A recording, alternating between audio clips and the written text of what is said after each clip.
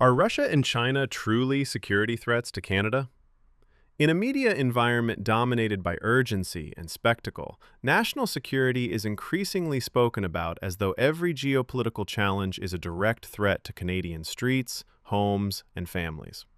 For diasporic communities, whose daily lives are rooted in global networks of culture, business, and migration, this noise can obscure real risks, distort economic expectations, and undermine trust. In recent years, public commentary around Russia, China, and even the United States itself has often relied more on political theater than on grounded, culturally informed analysis. This makes the question Canadians should ask quite clear.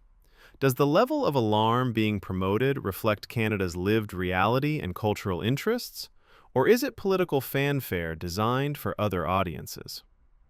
To answer that, we must look at the full context, not just Russia and China, but also how recent U.S. rhetoric and Canadian policy shifts are reshaping the narrative and impacting everyday lives. The United States, Canada, and the return of hemisphere dominance rhetoric.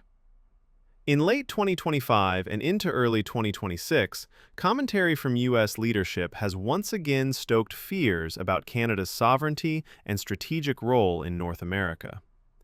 U.S. President Donald Trump, whose rhetoric continues to influence public discourse, has repeatedly described Canada as the potential 51st state, suggesting that annexation into the United States would be a positive outcome for economic harmony. Such statements have been widely reported and have significantly strained what was once one of the closest international relationships on Earth. This is not merely rhetorical. Analysts have noted that Trump's broad strategy for the Western Hemisphere has been framed as a contemporary extension of the historic Monroe Doctrine, what some commentators dub the Donroe Doctrine, an approach that aims to assert U.S. dominance across the Americas. The attempt to rekindle this doctrine has taken several forms: threats to annex Canada, framed as beneficial or inevitable; actions against Venezuela, and aggressive hemispheric posturing that commentators say send a warning to neighboring states; ambitions to take control of Greenland, justified by national security concerns linked to Russia and China, an idea strongly rejected by Denmark and Greenland officials. While not all of this rhetoric has translated into direct policy, it has already reshaped Canadian political and economic thinking. Rising Canadian nationalism, protective responses to tariffs, and calls for diversified partnerships reflect deep concern over sovereignty and economic stability. Russia, strategic competition with distance. Russia is often cited as a security challenge, but even within that conversation, nuance matters. Canada's interactions with Russia are largely strategic and diplomatic, not existential. Key areas of concern include Arctic policy, cybersecurity, and NATO commitments.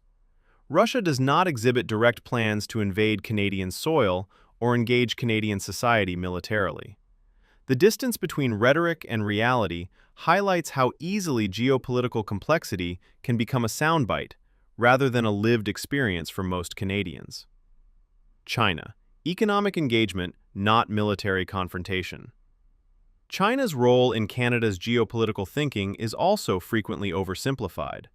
There are legitimate concerns related to trade dependencies, research security, allegations of foreign interference in politics, and diaspora pressures. But none of these constitute a conventional military threat. Importantly, Canada is actively reshaping its foreign policy in response to evolving global pressures, not simply reacting to Washington's agenda. In early 2026, Prime Minister Mark Carney and Chinese President Xi Jinping announced a renewed strategic partnership aimed at mutual gains in agriculture, energy, finance, and supply chains. This effort reflects a pragmatic diversification away from too much reliance on the United States and toward broader global engagement. This shift is significant because it illustrates that Canada is not locked into U.S.-led decoupling from China, even as it remains a key diplomatic and defense partner of the United States in many arenas. Why these narratives matter for diaspora businesses. Diaspora businesses, especially within Pan-Caribbean, African, and global cultural communities, depend on economic certainty, stable trade corridors, and predictable policy environments. When geopolitical issues are reframed as wars or existential threats, the consequences can be real. Investment disruption. Tariffs and trade tensions have already had ripple effects on Canadian supply chains, raising costs for importing materials and exporting cultural goods. Sudden policy shifts, real or perceived, can undermine investor confidence, particularly for small businesses that operate across borders or depend on diaspora networks. Diaspora communities thrive on mobility, artistic collaboration, and global partnerships. Militarized rhetoric can chill cooperation and create uncertainty for cross-border creative work. When international narratives, especially those driven by U.S. political theater, dominate the conversation, culturally grounded voices and community leaders are often marginalized within public debate. This conversation does not end here. In the next installments of this series, Nexus of Culture will examine the economic consequences of geopolitical narratives, how shifting alliances, trade realignments, and political rhetoric affect diaspora-led businesses, cultural entrepreneurs, and community economies across Canada. We will explore where risk is real, where opportunity is emerging, and how cultural communities can adapt without surrendering agency or stability. If you are a business owner, cultural worker, policy observer, or community leader navigating these changes, stay connected. The next chapters will move beyond headlines and into the economic realities shaping livelihoods. This conversation does not end here.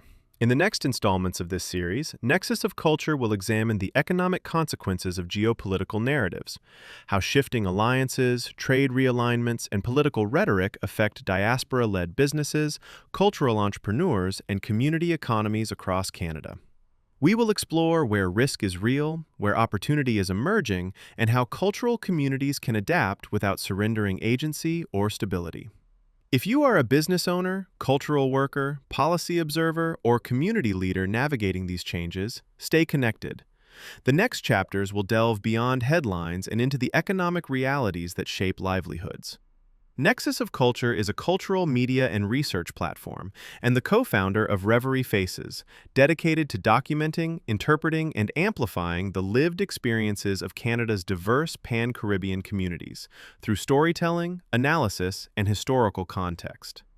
Follow, subscribe, and engage to continue this series as we unpack the economics behind the noise.